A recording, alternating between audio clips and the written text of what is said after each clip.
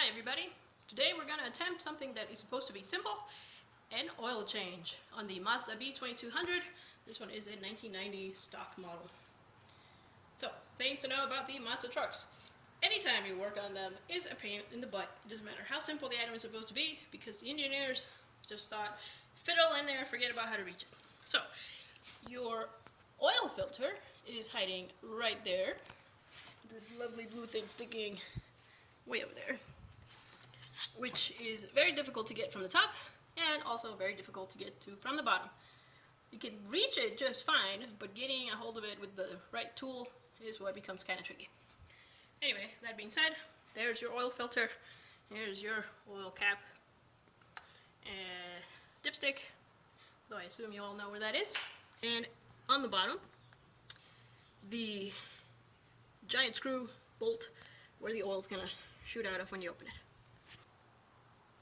Items you will need to complete the oil change is a big oil pan to catch your used oil, big enough to fit at least 5 quarts, a ratchet, and a 11/16. I'm using a hex nut, I think. The oil filter grabbing tool. I find that for the location of the filter on the Mazda truck, this one works better than one of the other types that are supposed to be more standard.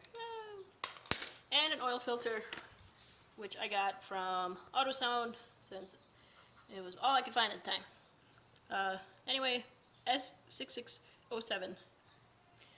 And I'm going with a synthetic blend for high mileage vehicles, since this is 30 odd years truck. Alright, let's get started. Alright, first things first. I suppose you don't have to, but it is definitely more comfortable to reach in the vehicle if you have it raised.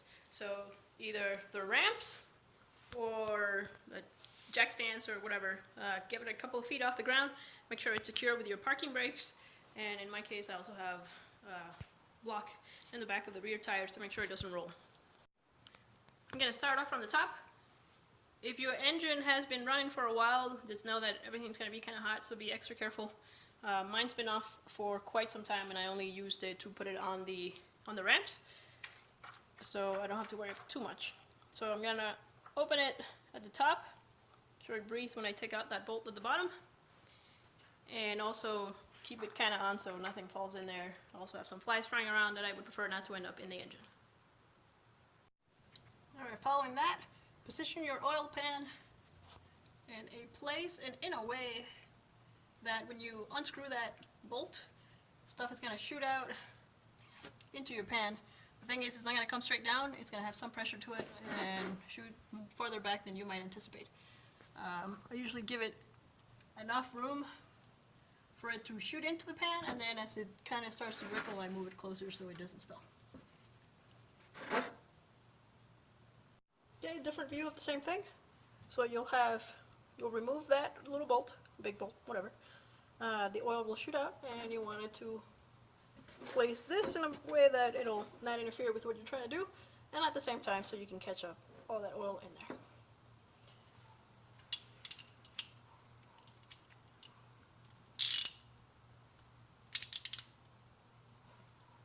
Alright, just come to terms with the fact that it's going to get messy.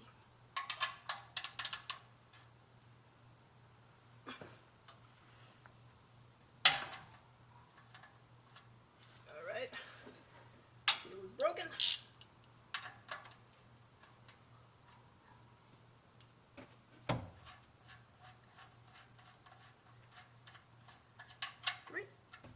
There we go. Whoops. Anyway, that's gross. Let it drain in there, and then once that stops, we'll go ahead and take out the filter. We'll grab this. Don't lose your screws. Shoot. Anyway.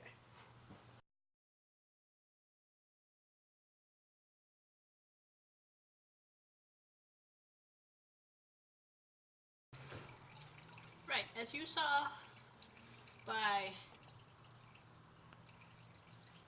how that stuff all ended in my hand. You definitely don't want to do that if the stuff is hot. That or wear appropriate gloves, which I didn't do because I was not concerned. Alright, clean off your cap. That's what I'm calling it because I can't remember what it's called. And very important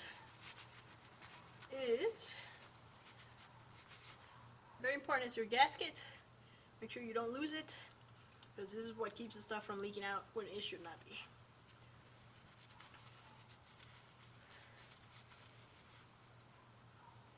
You can get new ones as well, or rubber ones. I have a metal one. Clean everybody off. It doesn't have to be perfect. This is going right back on there. Alright, this is the view from the top for the oil filter. I am going to attempt to remove it from the bottom of the truck because, well, any way you try and get in there is going to be a pain in the ass. So we'll give it a shot from the bottom first. Once again, make sure your oil pan is placed in such a way that when you remove the oil filter, the drips go into the oil pan and not anywhere else, other than on you.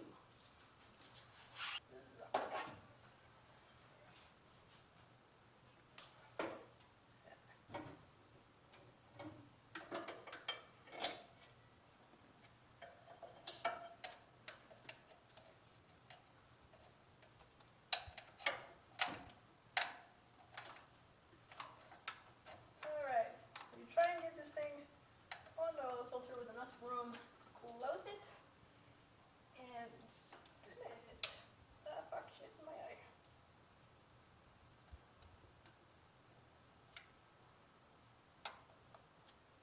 Alright, so hook it on. Get some grip. And turn. And you're ready for a mess.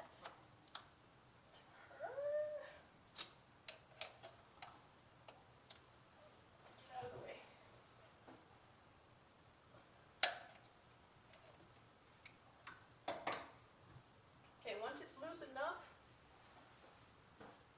you should be able to reach in there with your hands, unless you're a big, beefy guy. And yeah. Alright, so it's loose. I'll take it out from the top. The oil filter is now loose. I'm going to reach from the top, if I can reach, because I'm short. Take it off. I can't reach.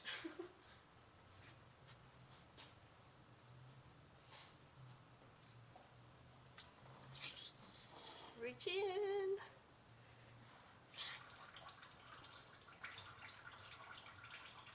Okay, there's stuff coming out of it. I don't know if you can hear it.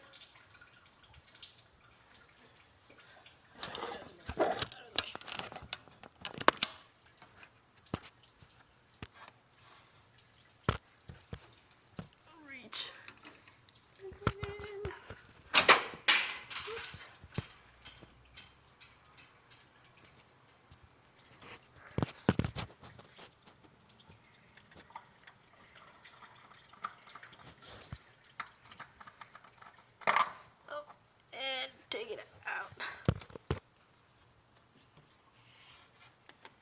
Hoorah! You can see where it goes, right there.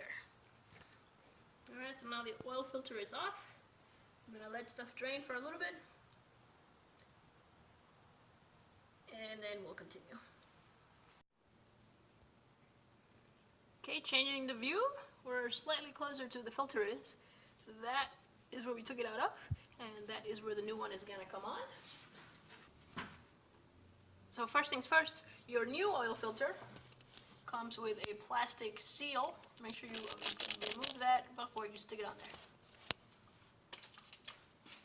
Okay, the other thing I do to the oil filter, the new oil filter, before I stick it on, is I lubricate the O-ring around it with the fresh oil, the new oil that you're going to be putting in, to perfect the seal. So just reach in there. you'll be able to feel when it's going on.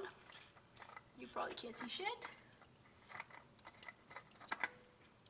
Anyway, line it up and screw it in place, and then we'll tighten it afterwards.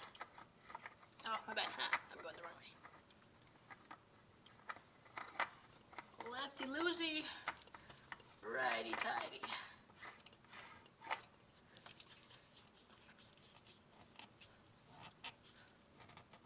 Okay, so put it as tight as you can by hand. Well, unless you're some strong, beefy dude, don't strip the threads.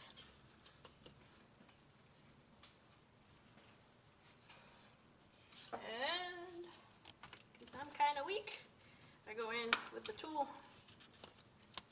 Attempt to go in with the tool.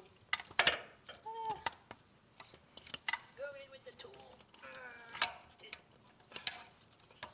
Alright, so go in with the tool from the bottom and tighten it up. There we go.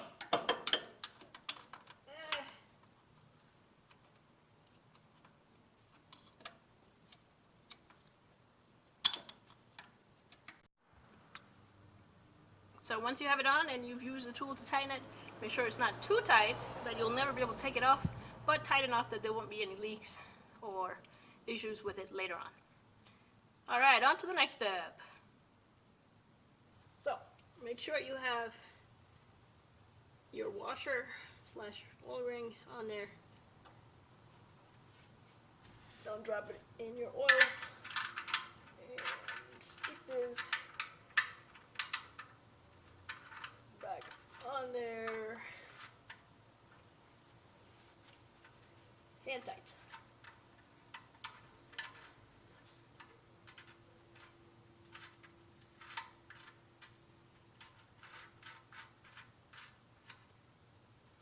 Okay, I'm gonna move this so I can have room to work.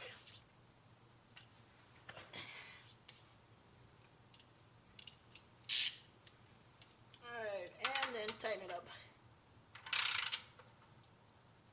Again, not so tight that you'll never take it off again and that'll damage the O-ring. But tight enough where it won't leak or come off. And now, final step is to add fresh oil. After some online searches and conferring with my manual, it says that it should have 5 quarts on a dry engine. I'm going to say this is dry, seeing as we just took everything out, and it's just drizzle and drippings. Okay, so all that being said, let's shove some in there.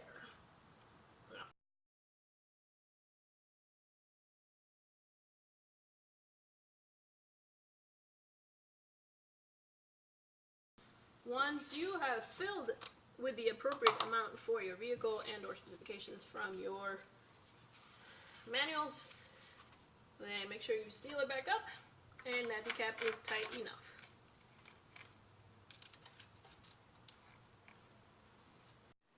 So we have now successfully completed an oil change for the 1990 Mazda B2200 truck. So ensure that your your oil cap is on. Your dipstick is back in place. There are no leaks that weren't already there before. Obviously your oil filter is in place. And then run it to make sure nothing blows up. Obviously that's a joke.